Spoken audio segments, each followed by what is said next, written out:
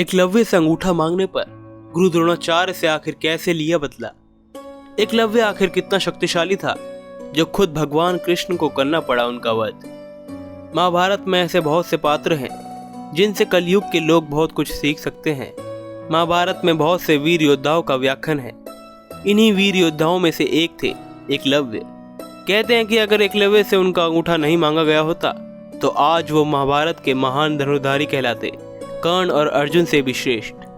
बचपन से एकलव्य को अस्त्र शस्त्र में काफी रुचि थी और वे हर दिन लगन से अस्त्र शस्त्र की विद्या लेते थे। उनके इस निष्ठा को देखते हुए उनका नाम एकलव्य पड़ा। चलिए जानते हैं एकलव्य की महान गाथा।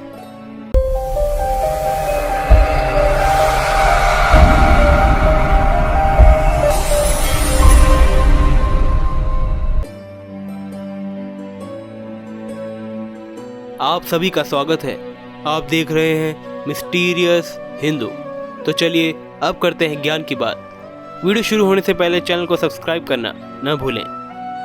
एकलव्य को महाभारत काल का एक महान और सर्वश्रेष्ठ धनुर्धर माना जाता है। एकलव्य एक ऐसा श्रेष्ठ धनुर्धर था जिसके सामने अर्जुन और कर्ण भी कुछ नहीं थे। एकलव्य ने अपने गुरु की मूर्ति के समक्ष विद्या ग्रहण की थी और धनुर्विद्या में निपुण हुए थे। एक बार की बात है जब द्रोणाचार्य अपने शिष्यों के साथ जंगल में गए हुए थे, तब एकलव्य को देखकर उनका कुत्ता भौंकने लगा। तभी एकलव्य ने अपने तीर से उस कुत्ते के मुंह को बंद कर दिया, जिसे देखकर द्रोणाचार्य काफी ज्यादा प्रभावित हुए।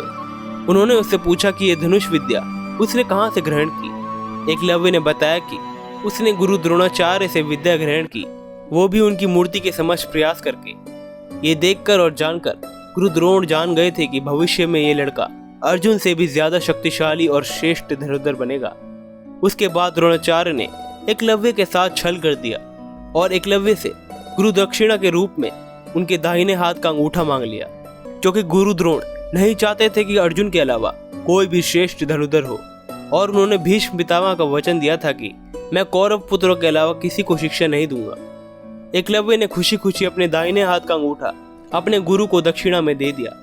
जब अंगूठा कटा था, एकलव्य ने उस समय तो कोई बदला नहीं लिया। बिल्कुल अच्छे शिष्य की तरह गुरु और गुरुकुल के लोगों की सेवा में मन से लगा रहा। उसने अंगूठा कट जाने के बाद भी अपनी उंगलियों से ही धनुष संधान का अभ्यास किया और धनुर्विद्या में काफी कुशल हो गया। उसने द्रोणाचार्य के गुरु दक्षिणा को खुश होकर दिया और अपने मन में उनके लिए कोई द्वेष या बैर भाव नहीं रखा, बल्कि वह अपने आप को धन्य समझता था कि गुरु की सेवा और आज्ञा या अनुरोध का कर्तव्य पूर्ण रूप से निभाया। द्रोणाचार्य ने भी इस बात को ज्यादा तूल नहीं दिया। ऐसी मान्यता है कि अंगूठा कट जाने के बाद भी एकलव्य की धनुष विद्या में कोई कमी नहीं आई थी।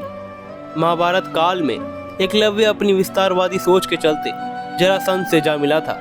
जरासंध की सेना की तरफ से उसने मथुरा पर आक्रमण करके एक बार यादव सेना का लगभग सफाया कर दिया था। ऐसा भी माना जाता है कि यादव सेना के सफाया होने के बाद यह सूचना जब श्री कृष्ण के पास पहुंचती है तो वे भी एकलव्य को देखने को उत्सुक हो गए थे। दाहिने हाथ से महज 4 उंगलियों के सहारे धनुष बाण चलाते हुए एकलव्य को देखकर वे समझ जाते हैं यह पांडवों और उनकी सेना के लिए खतरनाक साबित हो सकता है। जब श्री कृष्ण का एकलव्य से युद्ध होता है और इस युद्ध में एकलव्य वीर गति को प्राप्त हो जाता है, तब श्री कृष्ण ने एकलव्य के बलिदान से प्रभावित होकर उसे वरदान दिया कि वे पुण्य जन्म लेगा और अपना प्रतिशोध लेगा। इधर दूसरी तरफ अपने प्रतिशोध के लिए गुरु द्रोणाचार्य ने पांडवों और कौरवों से गुरु दक्षिणा में राजा द्रुपद को हराने की मांग की। पांडवों ने द्रुपद को हराया और गुरु द्रोण उसका आधा राज्य हड़प कर और आधा उस पर छोड़कर महान बन गए थे। वहीं राजा द्रुपद की कोई संतान नहीं थी। अंत में उन्होंने महायज्ञ करके एक पुत्र प्राप्त किया जो द्रोणाचार्य का वध कर सके। ऐसा ही हुआ। यज्ञ से जो पुत्र प्राप्त हुआ वो दृष्टिद्युम्न कहलाया, जो एकलव्य ही था जिसने कृष्ण के वरदान अनुसार प्रतिशोध के लिए जन्म लिया था। एकलव्य ने द्रुपद के बेटे दृष्टिद्युम्न के रूप में जन्म लिया। साथ ही इन्होंने गुरु द्रोणाचार्य से ही शिक्षा ली और महाभारत के युद्ध के दौरान उन्होंने अंगूठे के बदले में द्रोण का सिर काट दिया था। इस तरह एकलव्य ने दृष्टिद्युम्न के रूप में शिक्षा भी प्राप्त की और अपने कटे अंगूठे का प्रतिशोध भी ले लिया। आज के ज्ञान में सिर्फ इतना ही। जाते जाते वीडियो को लाइक, हमारे चैनल को सब्सक्राइब और कमेंट बॉक्स में अपने विचार जरूर लिखिएगा।